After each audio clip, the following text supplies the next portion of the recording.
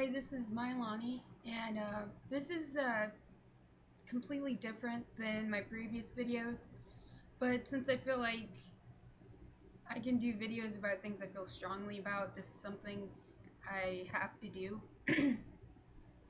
um, and I'm just gonna start now.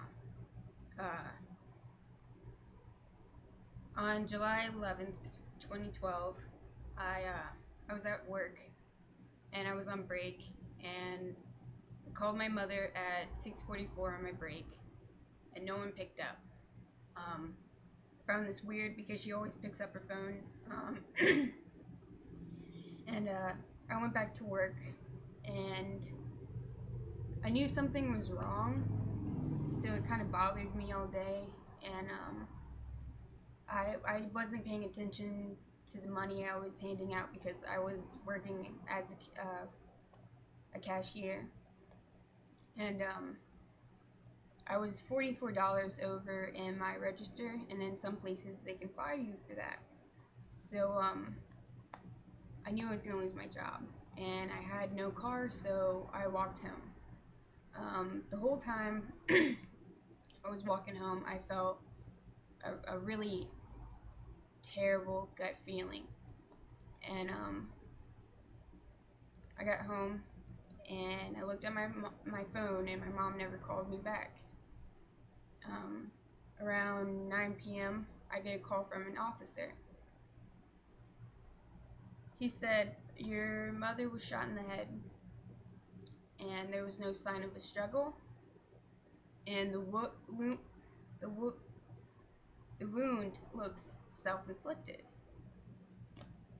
So, I bursted in pain, and it hurt, and I didn't believe him, and I was shocked. And I said, "You mean Jeanette Nelson? My mother?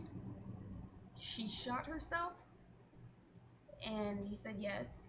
And for about 30 minutes, I cried and I screamed until my stomach felt like there were rocks in it. And I called my family, and none of them really understood what was going on. And I called my grandma first, and she had told everyone for me. Um, at this point, it's around 8 o'clock, and the hospital calls, and they said, you're going to have to make a decision. Your mother's brain dead, and we need to know what's going to happen if her heart stops. So around 9:30, I made the biggest decision of my life. And I told them not to resuscitate. And around 9:30, uh, they called and said that her heart had stopped. And that's when my mom died. So since I told them not to resuscitate, they unplugged her then. I was in the kitchen when I heard this, and I broke down and started crying. And after that, I did not receive a suicide letter. And I don't see a lot of suicide survivors talking about what they went through. And I just need to get it off my chest. So after her suicide, I attempted suicide. I ended up in a psych ward for about 3 weeks. I was hearing my mother talk to me, and I was seeing my mother. I was having auditory hallucinations, and it was pretty bad. So they had put me on about 8 medications.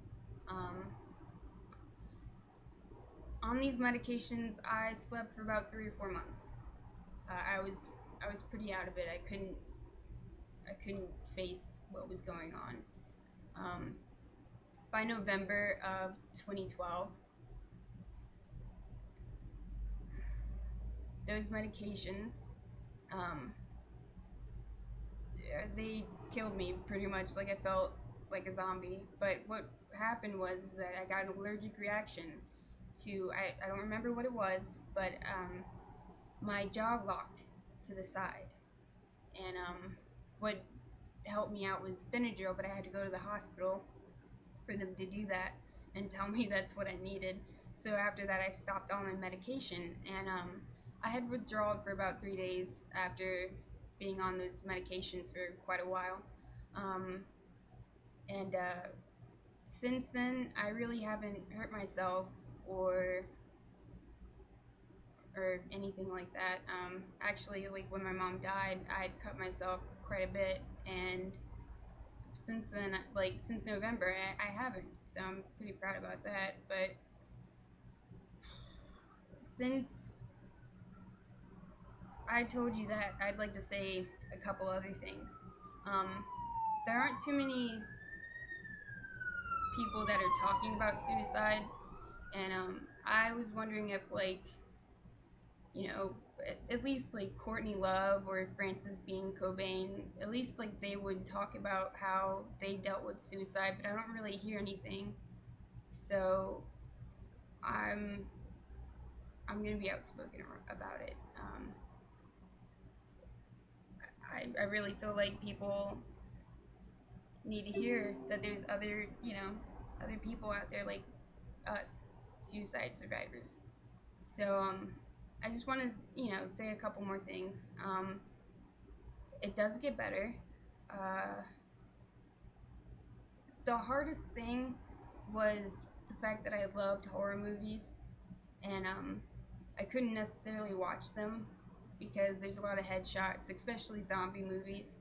Um, so I had to quit those for a little bit. Um, but I did see quite a few movies that had dealt with suicide like mine, and that would be Sunshine Cleaning, a great movie. Two sisters lose a mom to suicide, and they're trying to, be professional and get along in a career and be better, and um, it's just a really good movie if you've had somebody that you lost to suicide. And the thing that really kills me is that there are people out there that want to commit suicide, and they make this illusion that it's going to take all the pain away. But that pain that you have, you're going to pass it on to whoever you're leaving behind. And I hope you know that. And it's 10 times harder than anything you've ever faced before, because you know that that person's gone. And since I didn't get a suicide letter, I'm not quite sure what's going on. Like they say every 15 minutes someone commits suicide, and every 17 minutes somebody's left to pick up the pieces and try to figure this out. And you can't. You just have to let it go.